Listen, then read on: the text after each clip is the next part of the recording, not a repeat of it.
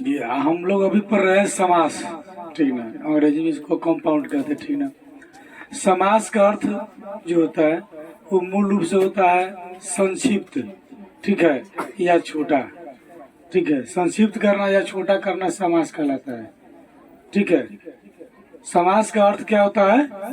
संक्षिप्त या छोटा करना। ठीक है, दो या दो से अधिक शब्दों के मेल को समास कहते हैं। ठीक है, दो या दो से अधिक शब्दों के मेल को हम क्या कहते हैं? समास कहते हैं। पूछेगा समास किसे कहते हैं?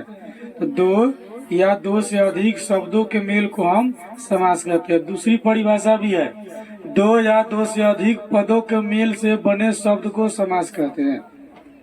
ठीक है, हम दोनों बोल सकते हैं। ठीक ना, क्या बोल सकते हैं कि दो या दो से अधिक शब्दों के मेल को हम समास कहते हैं, या दो या दो से अधिक पदों के मेल से बने शब्द को हम समास कहते हैं। जो बोलना होगा हम दोनों बोल सकते हैं।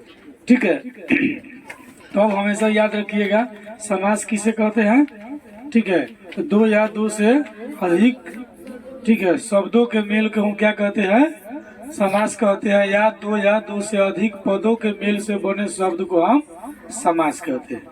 ठीक है, यानी कंपाउंड कहते हैं। ठीक है, शब्दों के मेल में जो है विभक्ति चिन्ह का लोप होता है। लोप का मतलब में होता है, आप समझ लीजिए कि मिला होना। ठीक है, मिला होना, लोप का मतलब मिला होना। ठीक है, तो शब्दों के मेल में विभक्ति क्या रहता है? विभक्ति चिन्ह जो है ये मिला हुआ रहता है। ठीक है, समास शब्द जो है दो शब्दों के संयोग से मिला, मतलब हुआ है। संयोग मतलब मेल से। समास जो है दो शब्दों के मेल से बना हुआ है। एक है सम, दूसरा है आस। सम जोड़ आस हो गया समास। सम जोड़ आस क्या हो गया? समास हो गया। सम जोड़ आस क्या हो गया? समास। ठीक है, सम का अर्थ होता है समीप। सम का अर्थ क्या होता है? समीप मतलब निकट। ठीक है, और आस का अर्थ क्या होता है? बैठना। समास दो शब्दों के योग से बना हुआ है, सम और आस। ठीक है, सम का मतलब क्या होता है? समीप, और आस का मतलब क्या होता है? बैठना। ठीक है, जब भी आपसे कोई पूछे कि समास किसे कहते हैं, तो दो या दो से अधिक शब्दों के मेल से जो बनता है उसको क्या कहते हैं? हम समास कहते हैं। या दो से अधिक पदों के मेल से बने शब्द को हम समास कहते हैं। ठीक है, समास दो शब्दों के योग से बना है, सम जोड़ आस। सम का मतलब होता है समीप, आस का मतलब होता है बैठना। ठीक है, अर्थात दो या दो से अधिक पदों का पास पास आकर बैठ जाना।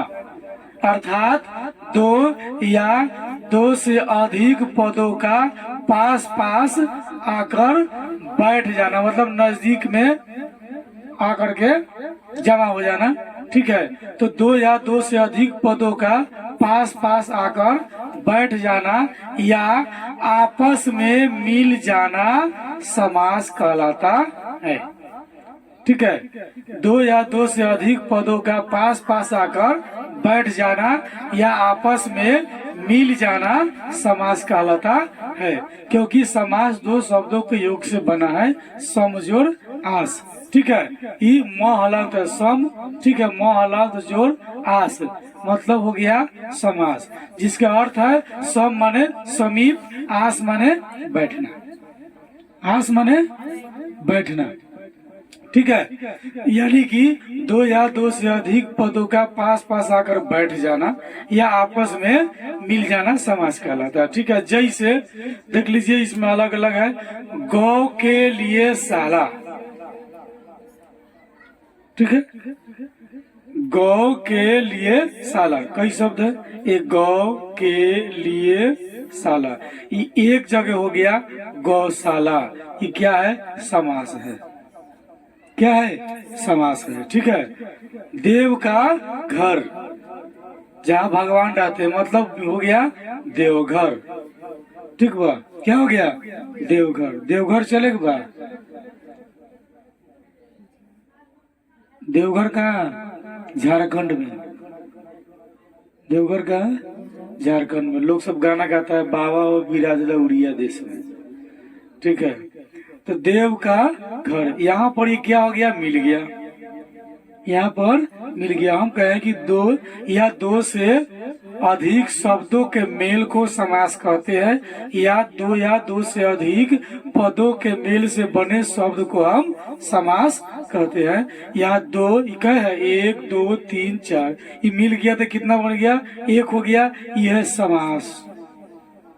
ये अकेला शब्द है, ये शब्द ये शब्द ये शब्द, ठीक है, ये शब्द ये शब्द ये शब्द मिल गया, ये हो गया समास। यानी कि देव का घर देवघर। एक और नहीं, जहाँ हम लोग रहते हैं, देव का कुल घर धाम, जिसका नाम है देवकुली धाम, लोग खूब जाते हैं। नहीं, हम लोगों से लगभग मान के चलिए 15-16 किलोमीटर के रेंज में यह स्थान है देवकुली धाम, जहाँ हम लोग रहते हैं। 15-16 किलोमीटर के आसपास में पड़ेगा। ठीक है, इस प्रकार से जो दो या दो से अधिक शब्दों के मेल से विभक्ति चिन्हों के कारण जो नवीन शब्द बनता है, नवीन मतलब नया शब्द जो बनता है, उन्हें हम कहते हैं समासिक या समस्त पद। समासिक पद कहते हैं या समस्त पद कहते हैं। आपसे कोई पूछेगा बताइए समासिक किसे कहते हैं, ठीक है, या समासिक पद या समस्त पद किसे कहते हैं, तो क्या बोलिएगा कि दो या दो से अधिक शब्दों के मेल से विभक्ति चिन्हों के कारण जो नया शब्द बनता है, उन्हें हम समासिक या समस्त पद कहते हैं। दो या दो से अधिक शब्दों के मेल से विभक्ति चिन्हों के कारण जो नया शब्द बनता है, उन्हें हम समासिक या समस्त पद कहते हैं। ठीक है, समासिक या समस्त पद, ठीक है, या शब्द, समासिक या समस्त पद या शब्द के संबंध बताने वाले विभक्ति चिन्ह, ठीक है, आदि के साथ प्रकट करने वाले या लिखने वाली रीति को हम कहते हैं विग्रह। विग्रह किसे कहते हैं, तो समस्त पद या शब्द के संबंध बताने वाली विभक्ति चिन्ह आदि के साथ प्रकट करने वाले या लिखने वाली रीति को हम विग्रह कहते हैं। जैसे समस्त पद आपका इसमें रसोई घर, रसोई घर क्या है, समस्त पद है, ठीक है, और इसका विग्रह हो जाएगा रसोई के लिए घर। संस्कृत में आपको इस सब का ज्यादा उपयोग होता है। रसोई घर क्या है, समस्त पद है, उसका विग्रह क्या हो गया, रसोई के लिए घर। विग्रह करना भी समझ लीजिए, ठीक है। समस्त पद में मुख्यतः दो पद होते हैं। समस्त पद में कितने पद होते हैं, दो पद होते हैं, एक पूर्व पद और दूसरा उत्तर पद। समस्त पद में कितने पद होते हैं, दो पद होते हैं, एक पूर्व पद और दूसरा उत्तर पद होता है, ठीक है। जो पूर्व पद जो होता है, जो किसी भी शब्द में जो पहले जो लगा रहता है उसको हम पूर्व पद कहते हैं, और जो बाद में जो लगा रहता है उसको हम कहते हैं उत्तर पद, ठीक है। जैसे कुछ उदाहरण निम्न प्रकार से है, समस्त पद, पूर्व पद, उत्तर पद, समास विग्रह, ठीक है। आपको समस्त पद क्या है, पूजा घर, इसमें आपको समझ में आएगा पूर्व पद उत्तर पद। पूजा घर क्या है, समस्त पद है। पूर्व पद इसमें क्या है, पूजा। उत्तर पद क्या है, घर। समस्त पद क्या है, पूजा घर। पूर्व पद कौन होगा, पूजा। उत्तर पद कौन होगा, घर। जब भी आपसे कोई पूछेगा किसी शब्द में कि बताइए इसमें पूर्व पद कौन है और उत्तर पद कौन है, तो बता दीजिएगा, कोई दिक्कत नहीं, ठीक है। तो पूजा घर क्या है, समस्त पद। पूर्व पद है पूजा, उत्तर पद है घर। और पूजा घर का कहेगा नहीं समास विग्रह करिए, तो कैसे करेंगे, पूजा के लिए घर। पूजा घर का समास विग्रह कैसे होगा, पूजा के लिए घर, ठीक है। फिर उसी तरह से है माता पिता, समस्त पद है, माता पिता समस्त पद है। पूर्व पद इसका माता, उत्तर पद पिता। समास विग्रह कैसे होगा? माता और पिता, माता और पिता, इस समास विग्रह हो गया। ठीक है। नवरत्न क्या है? समस्त पद क्या है? नवरत्न। इसका पूर्व पद कौन होगा? नौ। उत्तर पद कौन होगा? रत्न। उत्तर पद मतलब जो बाद में होता है, पूर्व पद माने जो पहले होता है। ठीक है। तो नौ रत्न, तो पूर्व पद हो गया नौ, उत्तर पद हो गया रत्न। कहेगा समास विग्रह करिए, तो कैसे करेंगे? नौ रत्नों का समूह। नौ रत्न का हम समास विग्रह कैसे करेंगे? नौ रत्नों का समूह। जब भी आपसे कोई कहता है कि पूर्व पद बताइए, बता देंगे, उत्तर पद बताइए, बता देंगे, समास विग्रह करिए, कर लेंगे कि नहीं करेंगे? कर लेंगे। ठीक है। दूसरा है, देख लीजिए, समस्त पद क्या है? रसोई घर। समस्त पद क्या है? रसोई घर। ठीक है। इसका पूर्व पद क्या हो गया? रसोई। उत्तर पद क्या हो गया? घर। कहेगा नहीं, आप रसोई घर का समास विग्रह करो। तो हम क्या करेंगे? समास विग्रह, रसोई के लिए घर।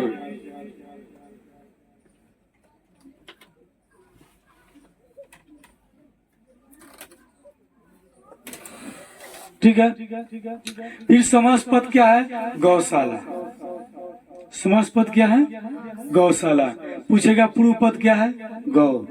उत्तर पद क्या है? शाला। ठीक है। कहेगा नहीं, अब इसका आप समास विग्रह कीजिए, हम ये दोनों से नहीं मानेंगे। तो क्या करेंगे? हम लिखेंगे गौशाला का समास विग्रह क्या लिखेंगे हम? गौ के लिए शाला, माने गाय का घर। ठीक है।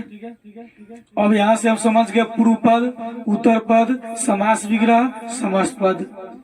ठीक है। समास किसे कहते हैं?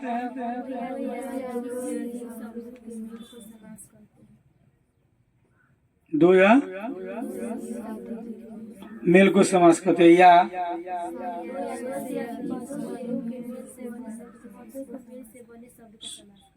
ठीक, राइट। ठीक है। अब समस्त पद एवं समास विग्रह में क्या डिफरेंस है, यानी अंतर दोनों में क्या है, किस प्रकार से हम दोनों को देखेंगे। ठीक है। तो दो या दो से अधिक शब्दों को आपस में जोड़ देना समस्त पद या समास कहलाता है। यह भी आपका डिफिनेशन है, समस्त पद या समास किसे कहते हैं। ठीक है। कह रहा है दो या दो से अधिक शब्दों को आपस में जोड़ देना ही समस्त पद या समास कहलाता है।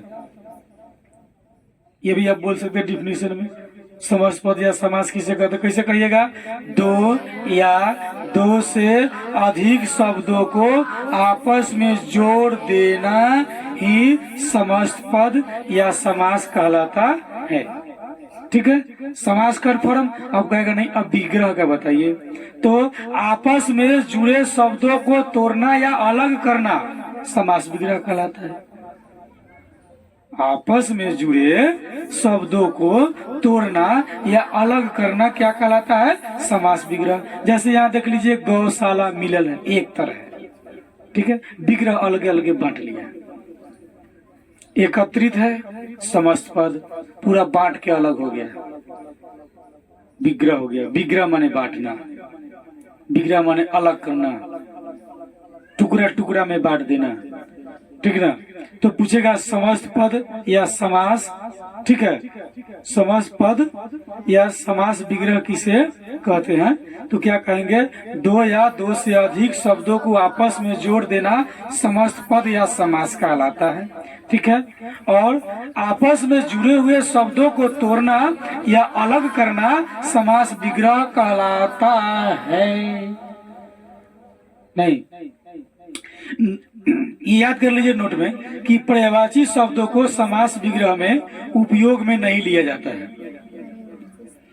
पर्यायवाची शब्दों को समास विग्रह में उपयोग में नहीं लिया जाता है। ठीक है। समास या समास पद, इधर समास विग्रह है, देख लीजिए। यथा समय, यहाँ पर हम कोई पर्यायवाची का उपयोग नहीं करेंगे। यथा समय के मतलब समय के अनुसार। यथा समय का कहेगा समास विग्रह करिए तो कैसे करेंगे, समय के अनुसार, ठीक है।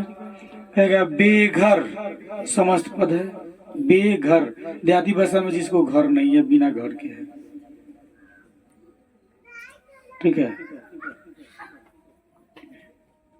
तो बेघर मतलब बिना, सॉरी घर नहीं, बेघर का मतलब बिना घर के होगा, ठीक है। इसमें है बेखबर मतलब बिना खबर के। बेघर होगा तो क्या होगा, बिना घर के होगा बेघर, जिसको घर नहीं है, ठीक है। बेखबर बिना खबर के, ठीक है। दूसरा है समस्त पद आपका ग्राम गत। ग्राम गत माने ग्राम को गया हुआ, मतलब गांव में गेल है, अपनी भाषा में, ठीक है। ग्राम गत मतलब ग्राम को गया हुआ। यश प्राप्त मतलब यश को प्राप्त, यश प्राप्त का मतलब यश को प्राप्त, ठीक है। अब फिर हम लोग आगे अब चर्चा करेंगे।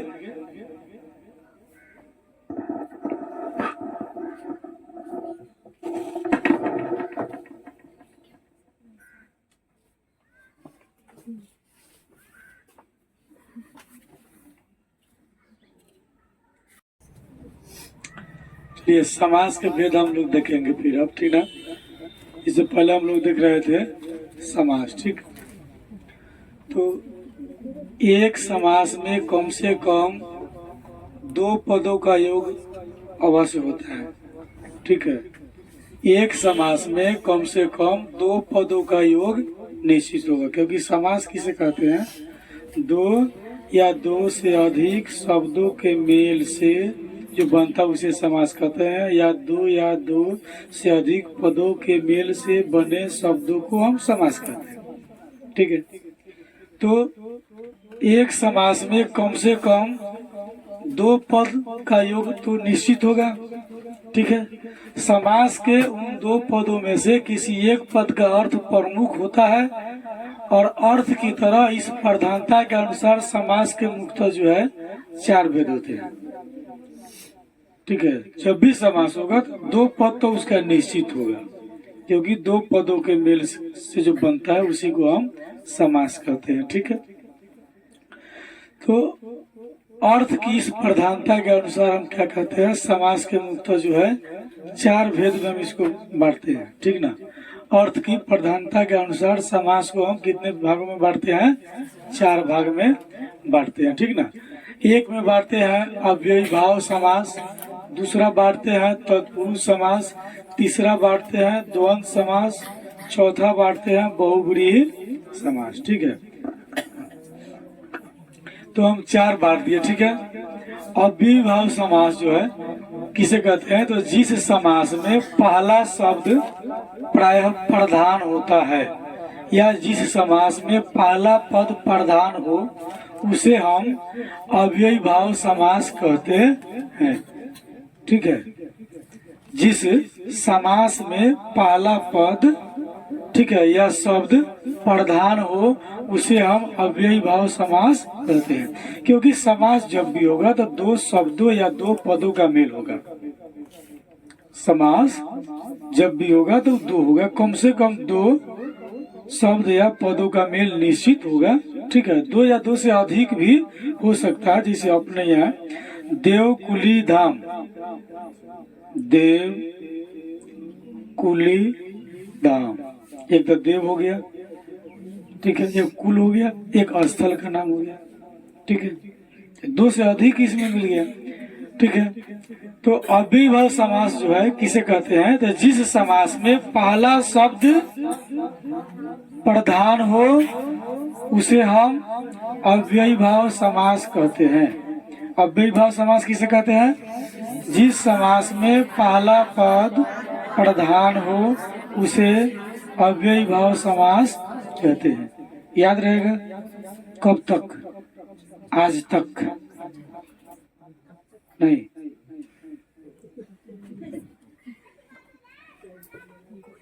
हंसो मत, आज तक न्यूज चैनल का नाम है,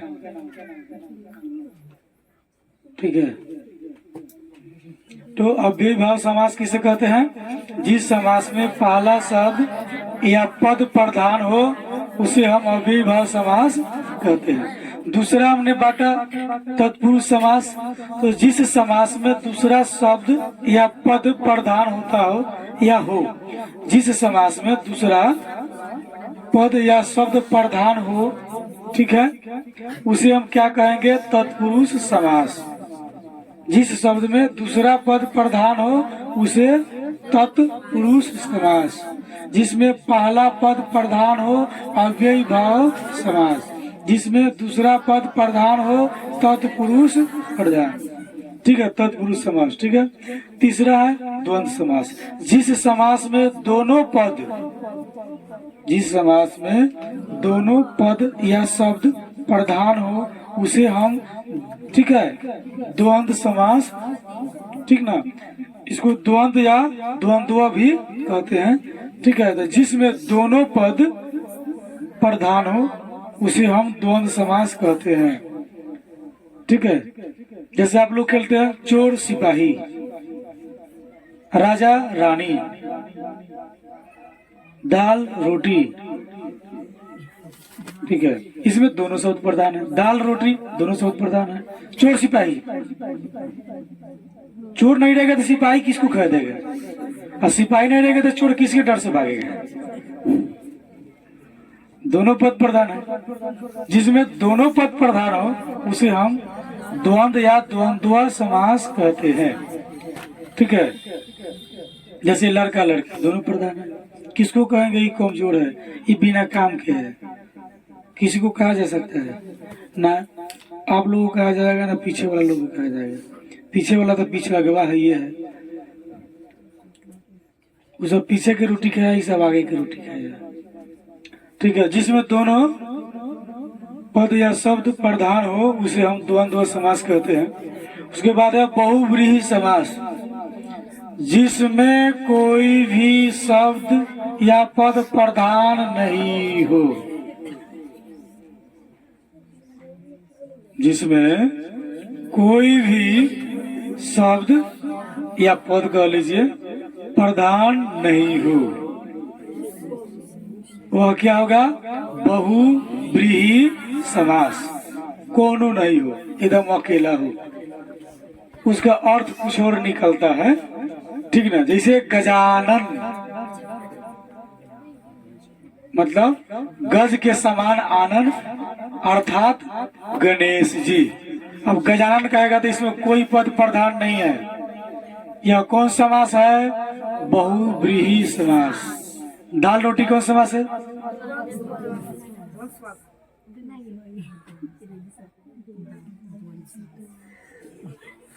ठीक है। तो प्रधानता या अप्रधानता के अनुसार समास के चार भेद होते हैं, चारों याद रहेगा। जिसका प्रथम पद प्रधान होगा उसे, जिसका द्वितीय पद प्रधान होगा उसे, जिसका दोनों प्रधान हो उसे, जिसका एको को शब्द या पद प्रधान नहीं हो उसे। याद हो गया, घरे कथी याद करेगा तो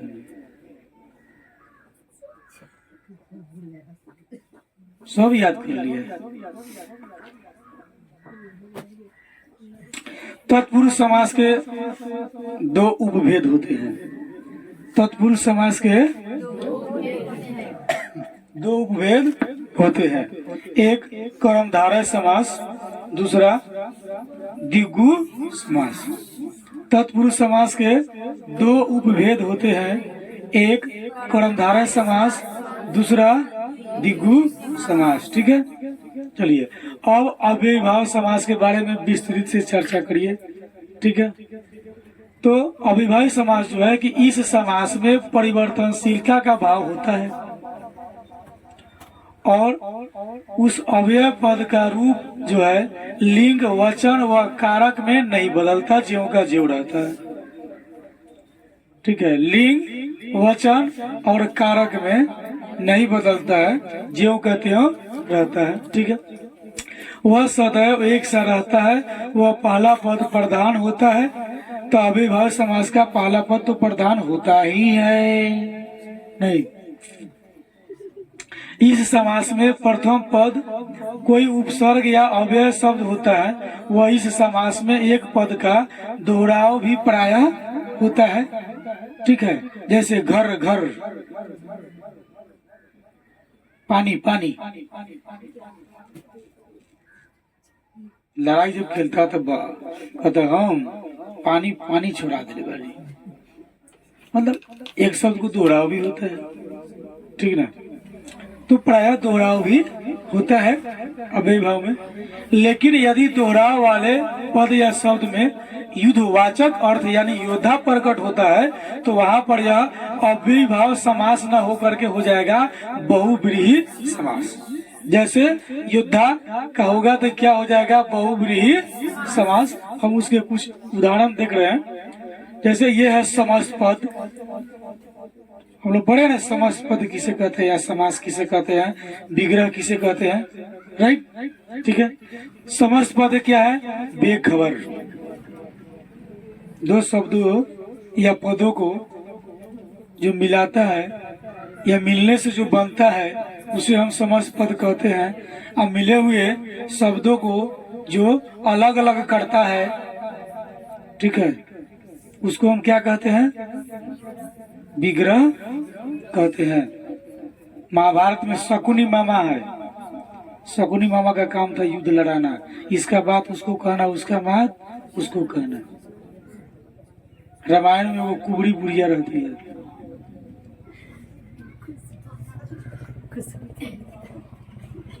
समस्त पद बेखबर, विग्रह क्या होगा, बांटने वाला। ठीक ना, आपके घर में है ना वो आदमी विग्रह वाला, नहीं बोल रहा है। विग्रह का मतलब अलग अलग करते हैं। बेखबर बिना खबर के, प्रतिदिन हर दिन, रोज रोज डेली, भर पेट पेट भर।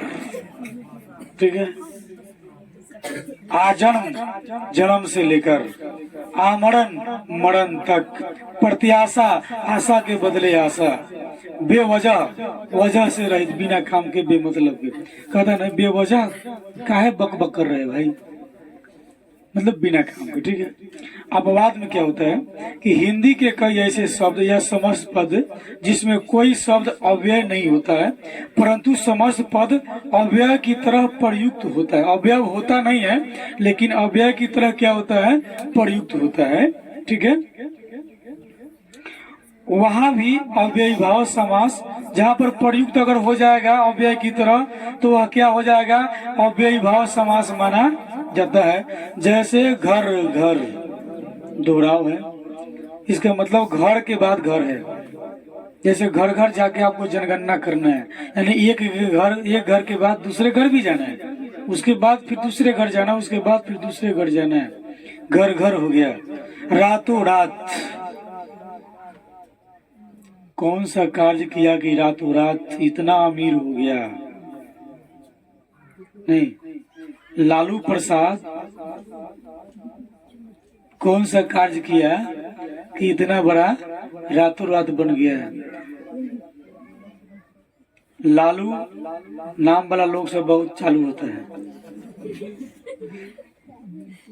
रातों रात का मतलब रात ही रात में, रातों रात का मतलब रात ही रात में। जैसे भारत में नोटबंदी जब हुआ, कुछ लोग रातों रात अमीर हो गया, हाँ, कुछ लोग रातों रात गरीब हो गया।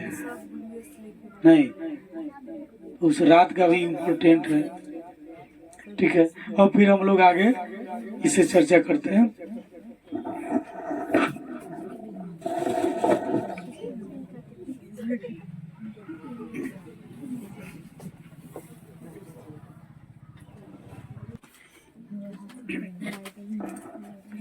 चलिए, अब हम लोग देख रहे हैं तत्पुरुष समास। ठीक है, जिस समास में दूसरा शब्द या पद प्रधान होता है उसे क्या कहते हैं, तत्पुरुष समास। ठीक है, तो इस समास में पहला पद गौण होता है। ठीक है, नहीं दिखता है। दूसरा पद प्रधान होता है। ठीक है, तत्पुरुष में क्या होता है, पहला पद गौण होता है, दूसरा पद प्रधान होता है। ठीक है, इस समास में कारक के विभक्ति चिन्ह का लोप हो जाता है। कर्ता व संबोधन कारक को छोड़ करके बाद बाकी सब। लोप माने क्या होता है, मिलता है। बताएं, लोप माने क्या होता है, मिलता है। ठीक ना, तो कर्ता और संबोधन दो को छोड़ करके, ठीक बा, बाद बाकी जितना बच गया 6 गो। जैसे कर्ता कितने भेज देते हैं, 8, तो 2 को छोड़ के हो गया 6 गो। ठीक है, तो इसलिए शेष 6 कारक के आधार पर इस कारक के 6 भेद होते हैं। किसका, तत्पुरुष समास के कितने भेद होते हैं, 6 गो। ठीक है, तो पहला हो गया कर्म तत्पुरुष समास। ठीक है, इस समास में को विभक्ति चिन्ह का लोप रहता है। हाँ, बोलिए। ठीक है, दो कारक के 8 भेद होते हैं, 2 छोड़ देना है, कर्ता और संबोधन। ठीक है, बाद में शेष कितना बच गया, 6।